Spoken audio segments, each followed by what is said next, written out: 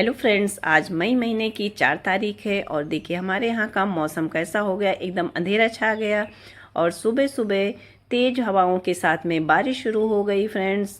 तो हमारे पौधों के लिए हमारे लिए एक गुड अपॉर्चुनिटी है फ्रेंड्स।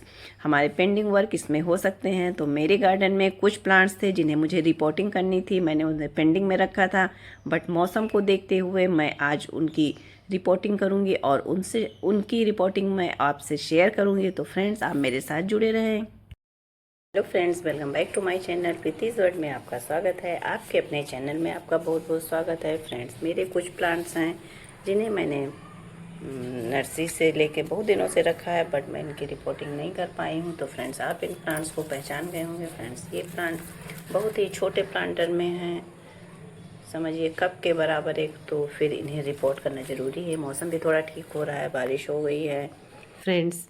ये है बर्ड्स नेस्ट फर्न और ये है पार्लर पाम और ये ड्रेसना की वैरायटी है ड्रेसना फ्रेगनेंस। तो फ्रेंड्स, इन तीनों प्लांट्स का मैं रिपोर्ट करूँगी। फ्रेंड्स, सबसे पहले मैंने इनके लिए मिट्टी तैयार कर ली है। इनकी मिट्टी इन तीनों ही प्लांट्स के लिए वेल ड्रेनेज वाली मिट्टी होनी चाहिए और बिल्कुल भी मिट्टी में पानी ना रुकने पाए, पोरस मिट्टी हो इस तरह की, जैसे सकुलेंट के लिए ज़रूरी होती है उसी तरह की मिट्टी मैंने इसके लिए तैयार की है, जिसमें एक भाग गार्डन सॉइल, एक भाग वर्मी कंपोस्ट, एक भाग में आप कोकोपीट ले सकते हैं, बट मैंने कोकोपीट नहीं लिया है, मैंने इसमें रेत ली है। और एक भाग में परलाइट, कोयला और छोटे से ईंट के टुकड़े भी मैंने डाले हैं। एकदम सकुलेंट की तरह ही मैंने इसकी मिट्टी तैयार की है, जिससे कि पानी ना रुके और नमी बनी रहे। तो फ्रेंड्स, ये है मेरा बर्ड्स नेस्ट फन। तो देखिए छोटे से कप जैसे पॉट में लगा हुआ है, तो मैं इनको रिपोर्ट करती हूँ फ्रेंड्स। मैंने तीनों के लिए प्लांटर सेम साइज के ले लिए हैं, क्योंकि प्लांट भी मेरे छोटे हैं, तो प्लांटर भी उसी के साइज के होने चाहिए। ज़्यादा बड़े प्लांटर की ज़रूरत नहीं है फ्रेंड्स। मैंने इनमें गार्डन की सूखी हुई फूल पत्तियाँ डाल दिया है तीनों ही प्लांटर में। अब मैं इनमें सॉइल डाल के मैं इन्हें रिपोर्ट करूँगी फ्रेंड्स। मैं थोड़ी सी मिट्टी डाल देती हूँ।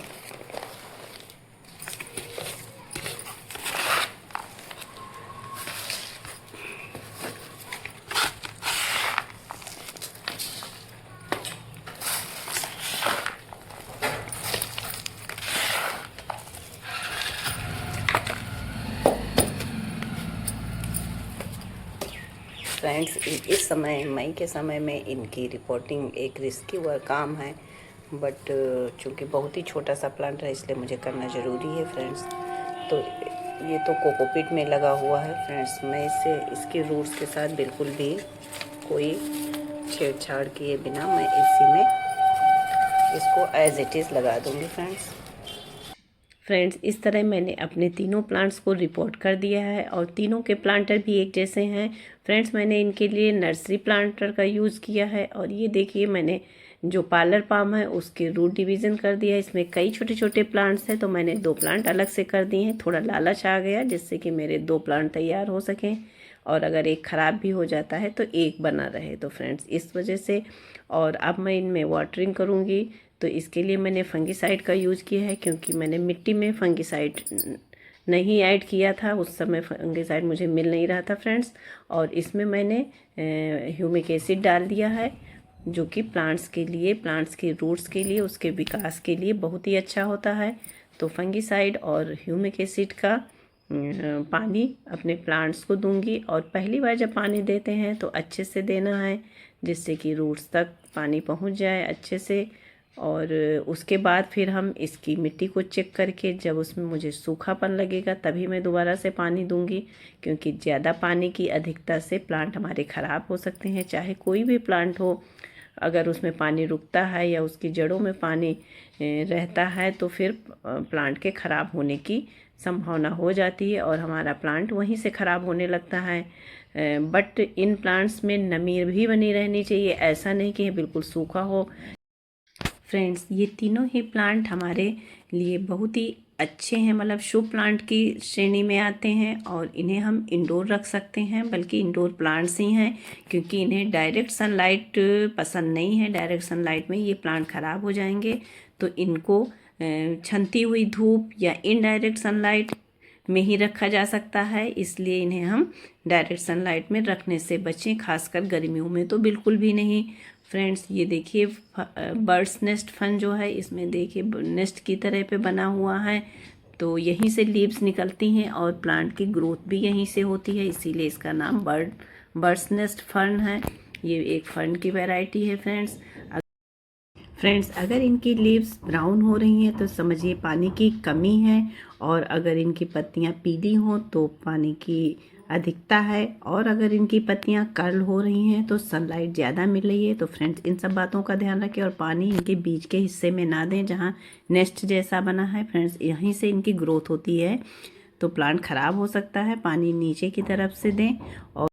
और फ्रेंड्स ज़्यादा गर्मी में इनकी ग्रोथ थोड़ी रुक जाती है, और इनका प्रोपगेशन इनके साइड में बेबी प्लांट बनता है उससे होता है। और इस फर्टिलाइज़र की बात करें तो फ्रेंड्स इनको फर्टिलाइज़र साल में 2 बार देना सही रहता है। और फ्रेंड्स इस प्लांट को अकेले ना रखें, अकेले में इसकी ग्रोथ नहीं होती है, इन्हें कई प्लांट्स के बीच में रखें या उनके साथ रखें, तो बर्ड्स नेस्ट फन की जो ग्रोथ है वो बहुत अच्छी होती है। तो फ्रेंड्स इन सब बातों का ध्यान रखें, तो ये प्लांट बहुत अच्छे से हमारे घरों में रह सकता है। फ्रेंड्स ये प्लांट ड्रेसना की ही एक वैरायटी है, इसे ड्रेसना फ्रेगनेंस कहते हैं, और इसकी ग्रीन चमकदार लंबी स्ट्रेट और स्ट्रांग लीव्स होती हैं, शायद ज़्यादा स्ट्रांग लीव्स होती हैं, इसीलिए इसे ड्रेसना दारासिंग भी कहते हैं फ्रेंड्स। और ये प्लांट नासा के द्वारा एयर प्योरीफायर प्लांट के रूप में मान्यता प्राप्त है फ्रेंड्स। इस प्लांट को भी, ये प्लांट हमारे घरों के लिए बहुत ही अच्छा है। ये हमारे घर की खूबसूरती, हमारे गार्डन की खूबसूरती बढ़ाने के साथ साथ एयर प्योरीफायर का भी काम करता है, यानी कि हमारे घर की अशुद्ध वायु को भी शुद्ध करता है। तो फ्रेंड्स इस प्लांट को भी आप अपने घर में ज़रूर शामिल करें। फ्रेंड्स इसे ज़्यादा फर्टिलाइज़र की ज़रूरत नहीं होती है, और गर्मियों में तो खासकर ज़्यादा फर्टिलाइज़र नहीं दें, बस आप इसे इस स्प्रेयर के द्वारा कोई लिक्विड फर्टिलाइज़र दे सकते हैं, इसकी लीव्स पे स्प्रे कर सकते हैं फ्रेंड्स गर्मियों में जब गर्म हवाएं चलती हैं तो इनकी लीव्स पे पानी का स्प्रे करें, तो इन प्लांट्स को के लिए अच्छा होता है फ्रेंड्स जो मैंने तीसरा प्लांट रिपोर्ट किया है वो है पार्लर पाम। ये इसका नाम पार्लर पाम भी है, इसे टेबल पाम भी कहते हैं, और इसे कैमेडोरा एलिगेंस भी कहते हैं फ्रेंड्स ये पाम वैरायटी है और एरिका पाम का ही छोटा रूप है समझिए, पर इसका साइज ज़्यादा बड़ा नहीं होता है, ये छोटा ही साइज इसका रहता है, बट ये भी एयर प्योरीफायर का काम करता है हमारे घरों में और अच्छी एनर्जी देता है फ्रेंड्स। तो ये प्लांट भी हमें अपने गार्डन में, अपने घर में ज़रूर लगाना चाहिए। बट फ्रेंड्स ये एक सेंसिटिव प्लांट है, इससे ज़्यादा प्लेस को चेंज करना पसंद नहीं है, मतलब कि हम इसके प्लेस को बार बार चेंज ना करें, कभी यहाँ कभी वहाँ, और इसकी रिपोर्टिंग भी बार बार मतलब बहुत जल्दी नहीं करना चाहिए। जब तक कि इसकी रूट्स पॉट से बाहर ना आ जाएं तब तक इसकी रिपोर्टिंग करना ठीक नहीं है।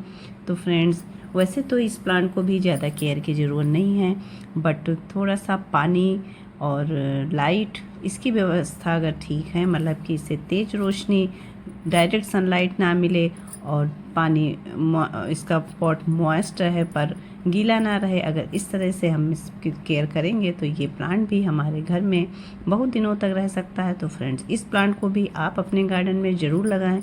ये फ्रेंड्स इसके अलावा मैंने कोचिया के इन 3 प्लांट्स की भी रिपोर्टिंग की जो काफ़ी दिनों से मेरे गार्डन में रखे हुए थे और उसमें पैकेट में इनकी अच्छी सी ग्रोथ नहीं हो रही थी। तो अब उम्मीद है कि इनकी रिपोर्टिंग के बाद अच्छी सी ग्रोथ होएगी और हमारे गार्डन में हरियाली फैलेगी।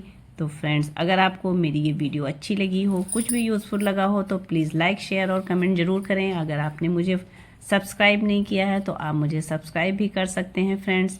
मेरे साथ इतनी देर तक बने रहने के लिए आप लोगों का बहुत बहुत धन्यवाद। और फ्रेंड्स आपको भविष्य में और भी अच्छी वीडियोस देखने को मिलेंगी। तो फ्रेंड्स तब तक के लिए keep gardening, be happy and keep watching my videos. Thank you friends.